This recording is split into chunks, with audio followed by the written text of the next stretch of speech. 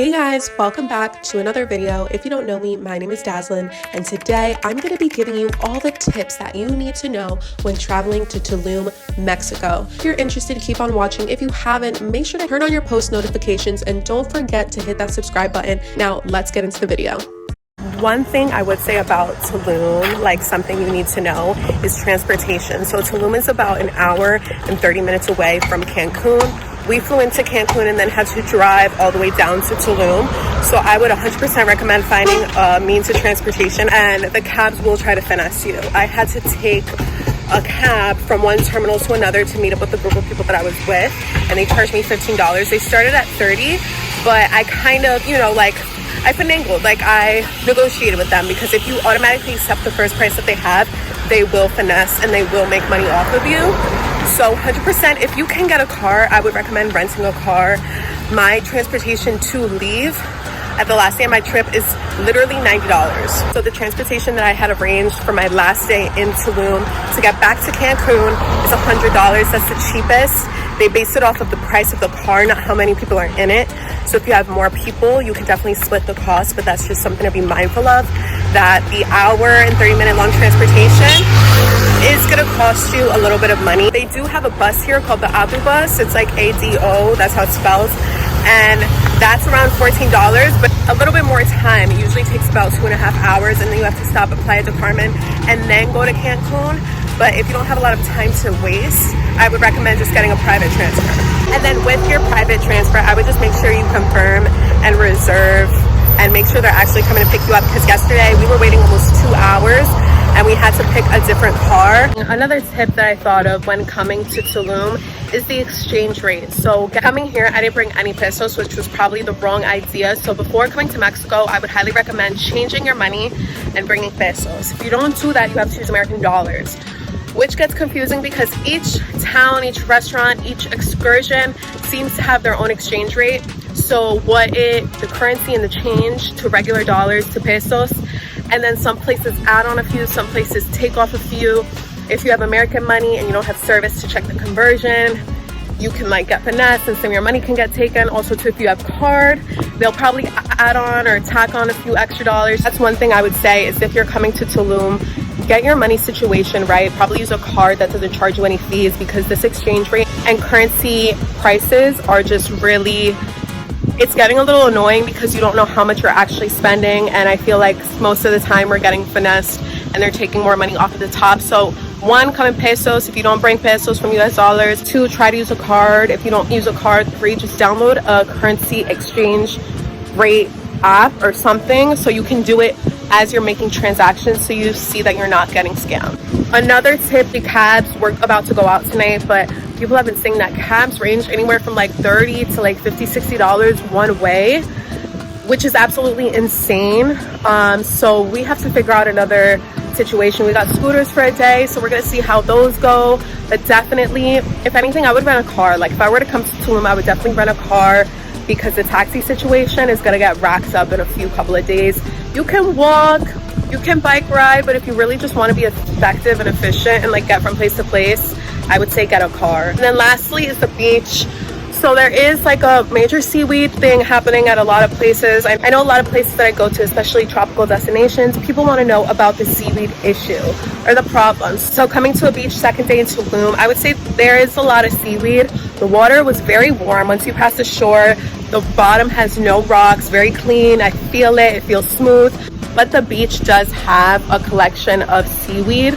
So if that's something that you're worried about, I wouldn't say it's a total red flag. I've been to other destinations where the beach was completely unswimmable because there was just too much seaweed. You could barely go in, in St. Lucia when I went 6 years ago. There was just too much seaweed, so you could barely get into the ocean. But here in Tulum, it's a little bit, it seems like I'm at the beach right now, it seems like they rake it for the most part, so it's not really in the water. It doesn't really make it an issue to swim. Is it the most beautiful crystal blue, crystal clear beach that I've ever been to? No, probably not. That's just another thing to keep in mind. If you guys are liking this video so far, make sure to give this video a big thumbs up. It really helps support my channel and helps me keep on making these videos for you guys. If you guys also want to share it with a friend, somebody that you know that's going to Tulum, or if it's planning a trip, or somebody that's coming here, definitely make sure to send this video their way. If you haven't, make sure to turn on your post notifications so you don't miss another video, and don't forget to hit that subscribe button, guys. If you like travel content, if you like excursions, if you like seeing the vlogs, help support my channel, and I'd love to connect with you guys, so leave a comment down below. One tip I did want to add about Tulum is that the mosquitoes here are treacherous. They will eat you up alive.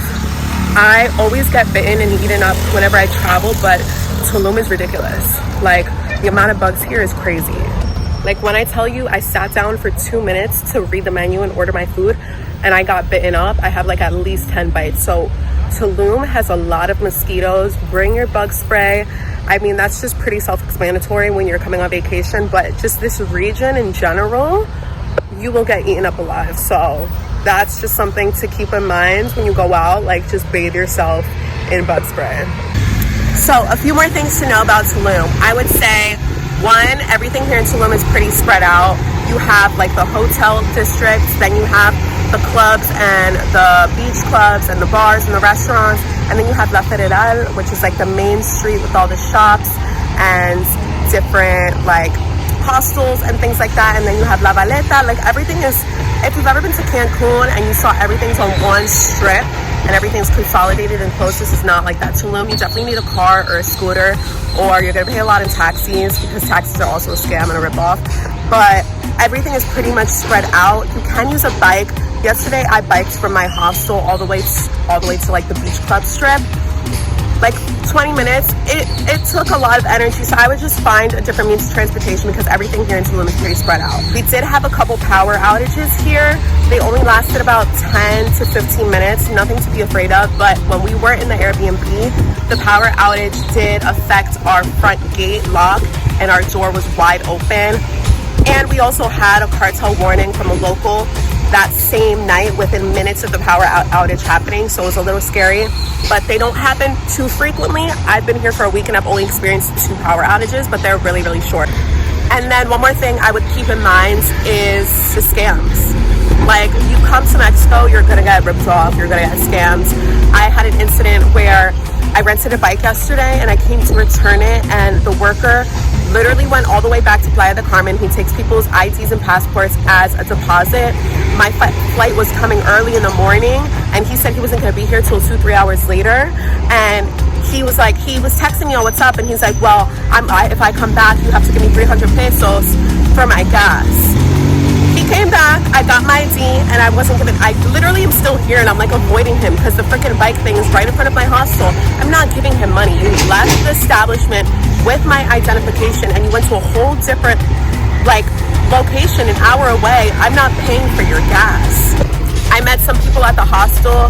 They got stopped by the police. Actually, the police told them, if you don't pay us, we're gonna arrest you. And they started out asking for $200. They got it down to 80. I talked to somebody else in the hostel where they were in Cancun and then came to Tulum, and they also had a run-in with the police, and the police were just trying to rob them. And we're like, listen, if you don't pay us, we're gonna put you in jail. So there's a lot of instances where you might get ripped off and scams. The taxis are like beyond overpriced, but you just have to be very aware. And then one more encounter that I had was, I was walking the strip and we passed by like a little bar. They made it though, like little bars, they have them like in shacks and stuff, and they bring their own alcohol. He goes, free shots, free shots. I'm like, okay, they're free, let's go get some shots. Takes the shot, my friend takes it, we start walking. He's like, okay, now you have to give a tip of over $5. And I'm like, you said it was free. Like, a tip is a tip. Thank you for the free shot.